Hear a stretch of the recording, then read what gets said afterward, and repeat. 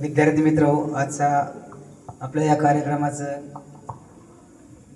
सन्माननीय व्यासपीठ, पालक वर्ग, विद्यार्थी वर्ग, आज या ठिकाणी आमचे सहकारी जीबी सर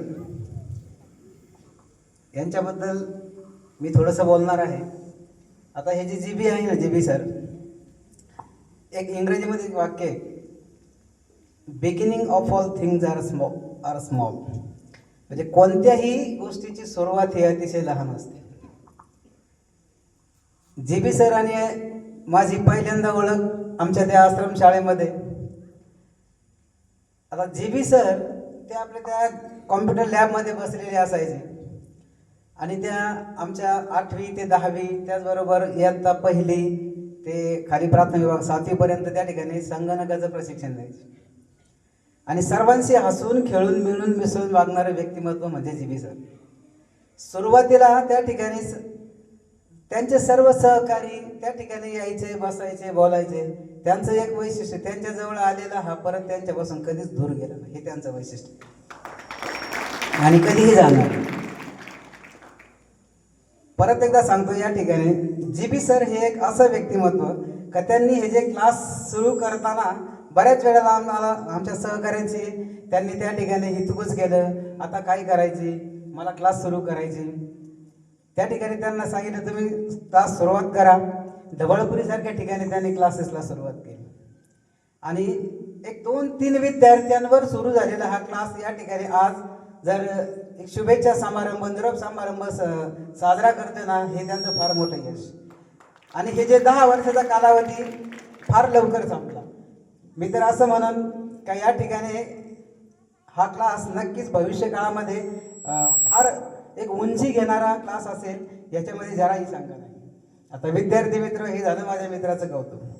आता या ठिकाणी तुमच्यासाठी थोडंसं मला काहीतरी सांगायचं आहे. हे पहा विद्यार्थी मित्र, आज हे स्पर्धेचं युग आहे. स्पर्धेच्या युगामध्ये आपल्याला टिकायचं आहे आणि मग तुम्हाला यश हे सहजासहजी मिळत नसतं. कधीच पहिल्या प्रयत्नामध्ये यश मिळत नसतं. यश मिळवण्यासाठी फार कष्ट आणि काहीतरी जगाच्या वेगळं यश मिळवायचं.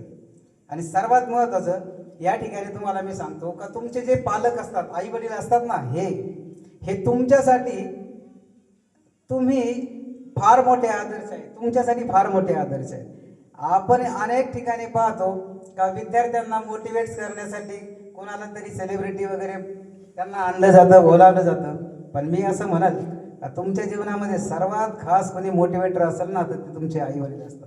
एका ठिकाणी मी असं वाचलं होतं, तुमच्या त्या वडिलांच्या फाटक्या भरलेल्याकडे पहा, तुटलेल्या चपलांकडे पहा, यांच्या इतका चांगला मोटिवेटर कोणीच नसतो. आणि मग तुम्हाला मी अगोदर सांगितलं, स्पर्धेच्या युगामध्ये टिकायचे आहे, तुम्हाला फार कष्ट करावे लागतात. आपण वर्तमानपत्रामध्ये आज ह्याच्यामध्ये आज आपल्याकडे मोबाईल आहे, व्हॉट्सअप आहे, फेसबुक आहे, फार मोठी मीडिया आहे. ह्याच्यावर तुम्हाला मोटिवेट्स करणारी कितीतरी अशा अनेक गोष्टी असतात.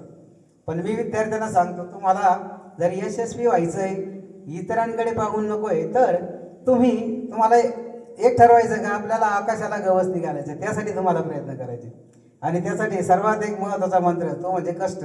आणि मी असं सांगेल विद्यार्थ्यांना, वाचन ही अशी गोष्ट आहे, तुम्हाला पूर्ण आतून बाहेरून बदलून टाकण्याची धमक फक्त त्या वाचनामध्ये आहे.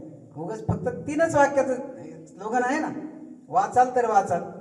हा एक सुविचार म्हणून याच्या का पाहायचं नाही. सुविचार ह्याच्यामध्ये शब्द अतिशय कमी असतात, पण त्याच्यात अर्थ फार मोठा असतो. मग वाचन मी माझ्या विद्यार्थ्यांना नेहमी सांगत असतो, वाचन ही एक अशी गुरुकिल्ली आहे का तुम्हाला यशापर्यंत घेऊन जाते.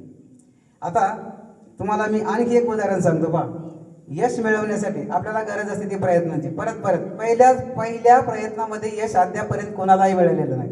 तुम्हाला उदाहरण सांगतोय, थॉमस अल्वा एडिसन, माहिती ना, का ज्यांनी ह्या बल्बचा शोध लावला.